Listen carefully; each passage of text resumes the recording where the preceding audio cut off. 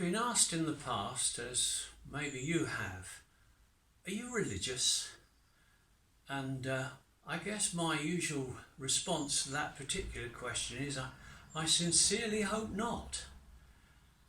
And you may think that's a bit strange, but if, however, you meant, do I believe Jesus was God's Son and was sent to this world to restore a relationship with mankind, then maybe you're right, perhaps I am.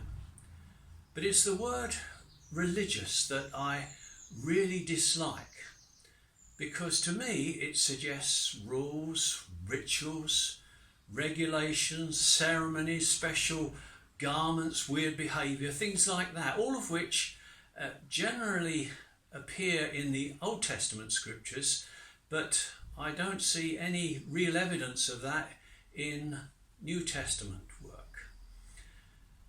Now, some of these things are extremely important to certain Christians, but I must confess they're not very important to me. I personally do not believe these things impress Jesus, whose approach to life was so much simpler. Although he talked with the important people of his time, spiritual leaders, the rich and the influential, his main attention was given to the poor, to the sick, lonely, the outcasts, in fact, all the common people. He wasn't a person to shun a leper or discuss things with a thief or an adulterer or even a prostitute. He loved them all. He loved everyone.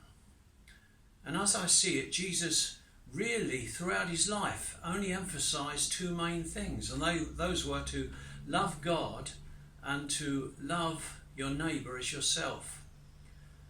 But encapsulated in these two essentials, he wants us also to believe in him and to acknowledge him before others, recognising that he gave of himself to provide everyone, including you and I, full acceptance by God.